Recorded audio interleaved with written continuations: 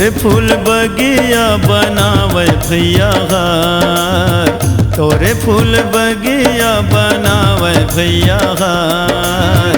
राम जी करन लागे माई के सिंगार, राम जी करन लागे माई के सिंगार। चंपा चमेली मोगरा यौगे गुलनार, रात रानी सदा सुहागिन गोंदा सदा बहार।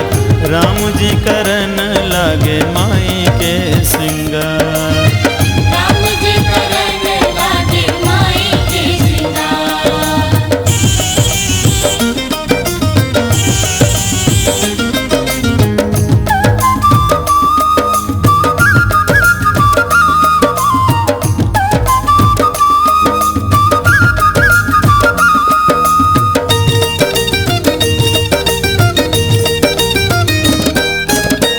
फूले फूले फूल वाला राम जी बनावे माला, फूले फूल फूल वाला राम जी बनावे माला। जनक दुलारीला पहिरावे भैया दीन दयाला, जनक दुलारीला पहिरावे भैया दीन दयाला।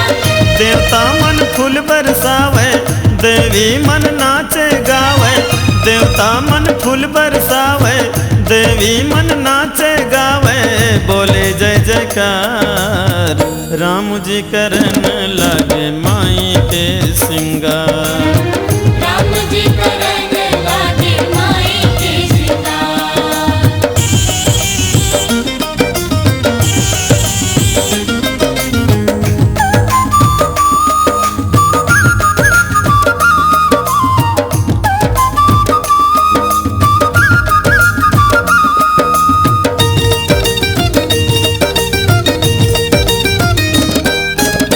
चंपा फूल के बने हवे माई जी के गजरा, चंपा फूल के बने हवे माई जी के गजरा।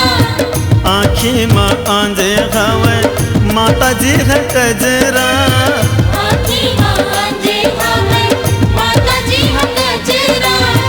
पार्वती संग माँ आवे भोला डमरू बजावे, पार्वती संग माँ आवे भोला डमरू बजावे।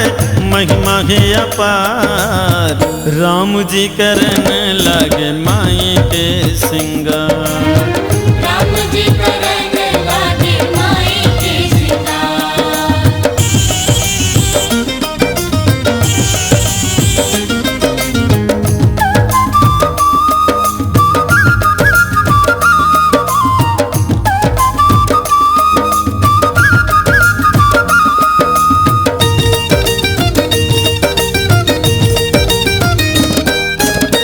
डोहरू लगोथ के बनाएंगे कर धनिया, डुमरू लागूत के बनाए हैं करधनिया। पावे माँ पहिरावे प्रभु है पैजनिया, पावे माँ पहिरावे प्रभु आपे जनिया। ऋषि मुनि के मन भावे मैया ला माथ नवावे, ऋषि मुनि के मन भावे मैया ला माथ नवावे।